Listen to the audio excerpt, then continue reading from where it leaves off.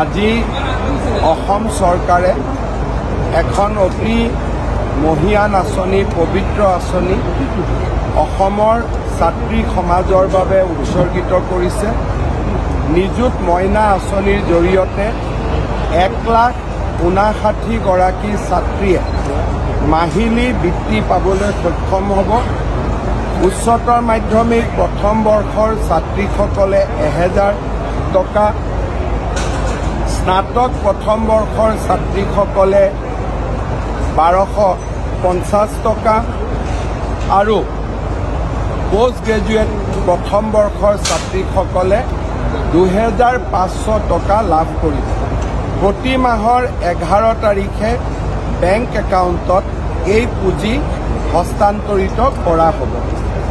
এই আঁচনিখন নিযুত মইনা আঁচনি এইকাৰণেই ৰখা হৈছে যে অহা 3টা বছৰত এই আঁচনিৰ হিতাধিকাৰী 10 লাখ পাবগৈ আৰু 10 লাখ ছাত্ৰীক সামৰিব পৰাকৈ এই নিযুত মইনা আঁচনিখন প্ৰস্তুত কৰা হৈছে।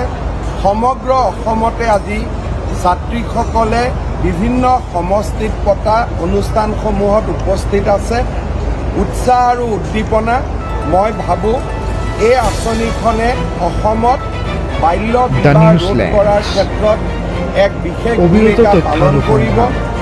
ড্ৰপ আউটৰ যি সমস্যা আছিলে সেই ড্ৰপ আউটৰ সমস্যা সমাধানত সহায় কৰিব আৰু অসমৰ আৰ্থিকভাৱে পিছপৰা দৰিদ্ৰ আৰু মধ্যবিত্ত পৰিয়ালৰ মেধা ছাত্ৰীসকলক শিক্ষাৰ জীৱনক আগুৱাই লৈ যোৱাত সহায় কৰিব। মই শিক্ষামন্ত্ৰী ৰনোজ পেগু আৰু শিক্ষা বিভাগক এনে এখন সুন্দৰ আঁচনি অসমৰ শিক্ষা জগতলৈ উপহাৰ দিয়াৰ বাবে ধন্যবাদ আৰু অভিনন্দন জনাইছোঁ।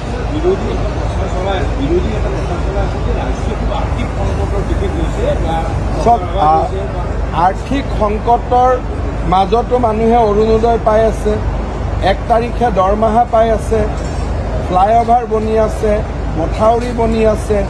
গতিকে আৰ্থিক সংকটৰ ডেফিনেশ্যনটো কি সেইটো মই বুজি নাপাওঁ। গতিকে তেওঁলোকে মোক সূত্ৰটো বুজাই দিলে হ'ল যে আৰ্থিক সংকট মানে কি বুজায়। পূজা কমিটিয়েও অহাকালি পইচা পাব, বিহু কমিটিয়েও পইচা পায়, ভাওনা কৰিলেও পইচা পায়। গতিকে ক'ত আৰ্থিক সংকট আছে মোক দেখাই দিলে হ'ল। অসমে হৈছে কংগ্ৰেছৰ যিকোনো চৰকাৰতকৈ অসমৰে আটাইতকৈ ঋণ কম। ঋণ এনেকৈ ল'ব নোৱাৰি। মই বহুতবাৰ বিধানসভাত উত্তৰ দিছোঁ। ঘৰুৱা আয় 3.5% লোন ল'ব পাৰি আৰু অসমে লোন লোৱা ৰাজ্যসমূহৰ আটাইতকৈ তলৰ 5খনৰ ভিতৰত অসমত আছে আৰু কংগ্ৰেছ শাসিত ৰাজ্যবিলাক ওপৰত আছে।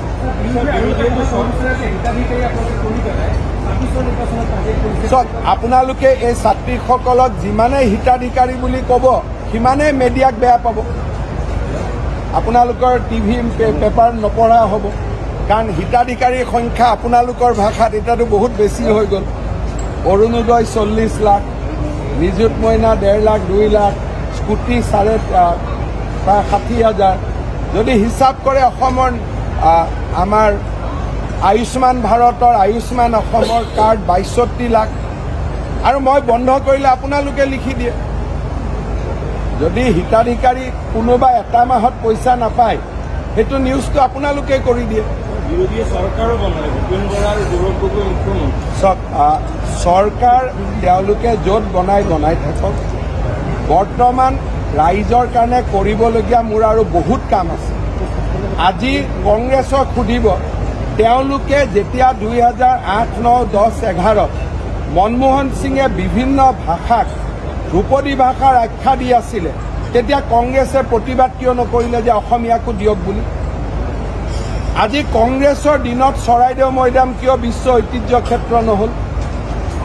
আজি কংগ্ৰেছৰ দিনত অসমত গামোচা বাহিৰৰ পৰা অহা কিয় বন্ধ নহ'ল?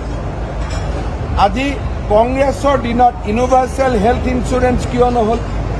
গতিকে কংগ্ৰেছৰ হাতত এতিয়া কোনো অস্ত্ৰও নাই, কোনো ইছ্যু নাই। ৰাতিপুৱা গধূলি মোক অলপ গালি গালাজ কৰি থাকিব, তাৰ বাদে একো নাই।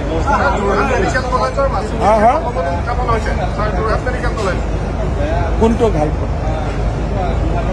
এই ঘাইপথটোত নতুন নতুন কন্ট্ৰেক্টৰবিলাক আহিছে মই ভাবোঁ এইটো বছৰত বহুত ইম্প্ৰুভ হৈ যায় 10 বছৰ চৰকাৰ হৈছে আমাৰ ক'ৰবাত চৰকাৰ ৰাজ্যত জিকে ক'ৰবাত হাৰে কিন্তু তাৰ লগত আৰু প্ৰত্যেকটো ইলেকশ্যনতে কেনেকৈ বিজেপি জিকিব 10 বছৰ পিছত কোনোবা জেগাতো পৰিৱৰ্তন হয় কিন্তু কেইদিনমান আগতেতো আমি উৰিষ্যাত জিকিলোঁ মধ্যপ্ৰদেশত জিকিলোঁ ছত্তীশগড়ত জিকিলোঁ জিকাৰ প্ৰশ্নবিলাকটোতো কৰিব লাগে জল জীৱনত এটা সমস্যা আছে দিল্লীয়ে কিছুমান আমাক এডভাইচ দিছে কিন্তু অহাকালিও কিছু পইচা আহিব আঁচনিটো দিল্লীৰ হয় দিল্লীয়ে ভাৰতৰ প্ৰেক্ষাপটতে কিবা কিবি নতুন চিন্তা কৰি অসমক লৈ নহয় মই তেওঁলোকক হাক দিছোঁ যে ইমানকৈ মাচুল বৃদ্ধিৰ সিদ্ধান্তটো গভৰ্ণমেণ্টে নকৰে মেডিকেল কলেজে কৰে মই মেডিকেল কলেজক কৈছোঁ যে ইমান বৃদ্ধি নকৰিব মানুহে সৰ্বসাধাৰণ মানুহে দিব নোৱাৰিব তেওঁলোকৰ যুক্তিটো হ'ল যে কাৰ্ডতটো বিনা পইচাতে হৈ যায় দুখীয়া আৰু মধ্যবিত্ত মানুহখিনিয়ে গতিকে মাচুল বৃদ্ধিটো এটা নোচনেল কথা কাৰ্ডতে সকলো সুবিধা পায়েই তথাপিতো মই কৈছোঁ যে OPDত পেচেণ্ট থাকে যোনে কাৰ্ডৰ সুবিধা ল'ব নোৱাৰে গতিকে অলপমান আপোনালোকে ৰাইজৰ লগত আলোচনা কৰিহে মাচুলটো বৃদ্ধি কৰিব